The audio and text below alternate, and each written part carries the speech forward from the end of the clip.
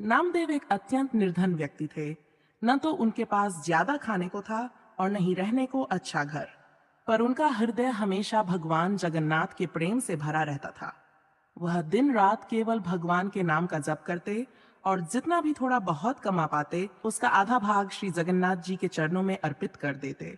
उनके पास रहने को छोटा सा झोपड़ा था और खाने को भी साधारण भोजन, लेकिन उनका जीवन संतोष से भरा था, क्योंकि उन्हें विश्वास था कि भगवान जगन्नाथ ही उनके सब कुछ हैं।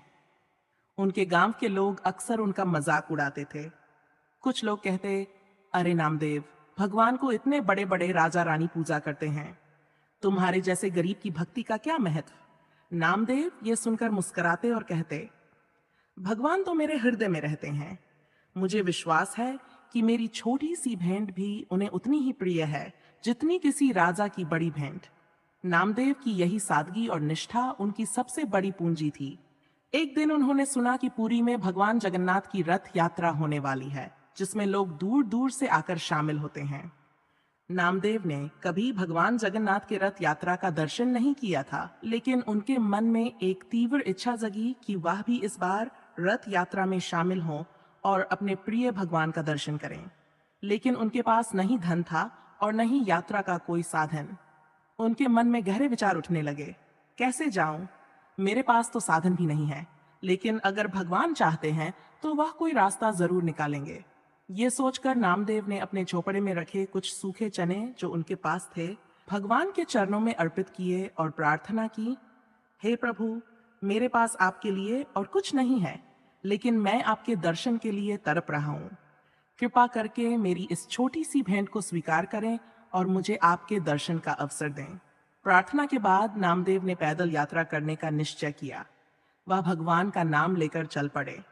दिन रात पैदल चलने के बाद उनके पैरों में छाले पड़ गए। भूख प्यास से वह कमजोर हो गए, परंतु उनके मन में भगवान के दर्शन की इच्छा इतनी प्रबल थी कि वह रुकने का नाम नहीं ले रहे थे। रास्ते में लोगों ने उन्हें देखा और कुछ लोग हंसते हुए बोले, अरे, तुम जैसे गरीब आदमी को क्या भगवान दर्शन देंगे? इतनी लंबी यात्रा तुमसे नहीं हो पाएगी, लौट जाओ। लेकिन नामदेव ने उनकी बातों पर ध्यान नहीं दिया। वह भगवान के नाम का स्मरण करते हुए आगे बढ़ते रहे। आखिरकार वह एक ऐसे स्थान पर पहुंचे जहां वह बेहद थक चुके थे और अब चलने की शक्ति उनके शरीर में नहीं बची थी। उनकी आंखों में आंसू थे और वह धरती पर बैठकर बोले, हे भगवान, अब मुझसे आगे नहीं चला जाता। अगर आपकी यही इच्छा है कि मैं आपके दर्शन न कर सकूं, तो मैं इसे भी स्वीकार करता हूं। लेकिन हे प्रभु, मेरी यह अंतिम पुकार है, मुझे दर्शन दीजिए। इतना कहकर नामदेव रोते रोते वहीं सो गए। तभी एक छोटे बच्चे ने उन्हें जगा दिया और मुस्कुराते हुए कहा, तुम मुझे जगन्नाथ जी के भक्त लगते हो। उठो, पानी पियो और चलो रथ यात्रा में। मैं भी वहीं जा रहा हूं। नामदेव ने उस बच्चे को देखा। वह बच्चा इतना प्यारा लग रहा था कि नामदेव की आंखें उससे हट नहीं रही थीं। नामदेव ने सोचा कि वह आंखें हटा ले, लेकिन ऐसा लग रहा था जैसे वह बच्चे की मधुर मुस्कान से मोहित हो गए हों। तभी बच्चे ने फिर से कहा, लो, यह पानी पियो।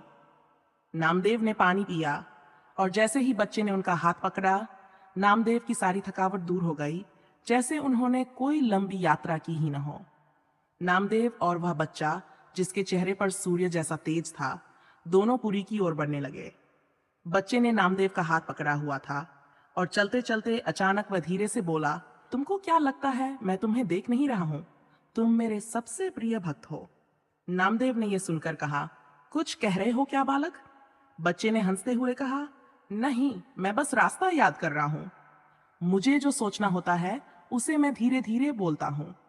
नामदेव ने मुस्कुराते हुए कहा, तो मिला रास्ता? कौन सा है? बच्चे ने कहा, यह मोड़ के बाद ही रथ यात्रा है। नामदेव जैसे ही मोड़ से मुड़े, उन्होंने भगवान जगन्नाथ को अपने रथ पर बैठे हुए देखा। उनके दिल में गहरा प्रेम उमड़ आया और आंखों से आंसू बहने लगे।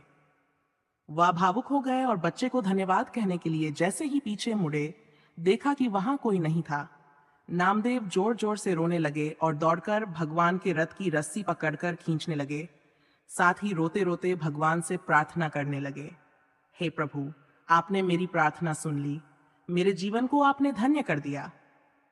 इस लीला में भगवान जगन्नाथ ने नामदेव को यह सिखाया कि सच्ची भक्ति में शक्ति होती है, और जब प्रेम सच्चा हो तो भगवान स्वयं अपने भक्तों के पास आ जाते हैं।